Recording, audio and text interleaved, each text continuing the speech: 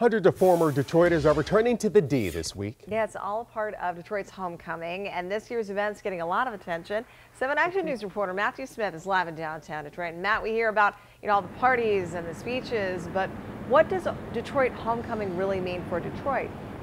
Well, it's all about connections, right? And eventually those connections lead to change. It leads to investments in the city of Detroit. The Detroit homecoming was really kicked off 5 years ago because there is that draw, that connection for a lot of people that have left. It still exists. To me, the stunning thing about the success of homecoming is the remarkable emotional connection that Detroit has with its people.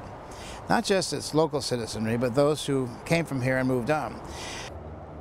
It's that connection that drives the types of deals and changes in Detroit that matter. Hayes, the guy you just heard from, he says they've been tracking more than $300 million worth of investment since this all began. Heck, look no further than last year's event. See where it happened? Inside Michigan Central Station.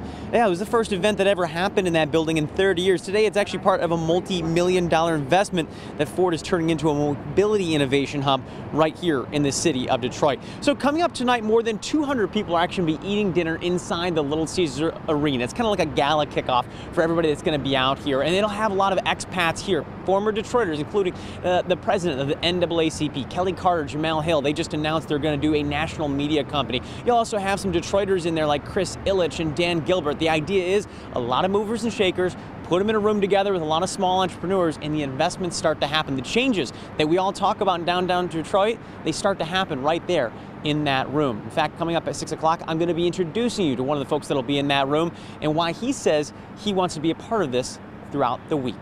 And we're live in Detroit this morning. Matthew Smith, 7 Action News. All right, thank you, Matt. I mean, it is great to have these people come back and to invest in the city and be a part of what's happening here in Detroit. Be a part of that conversation and looking ahead.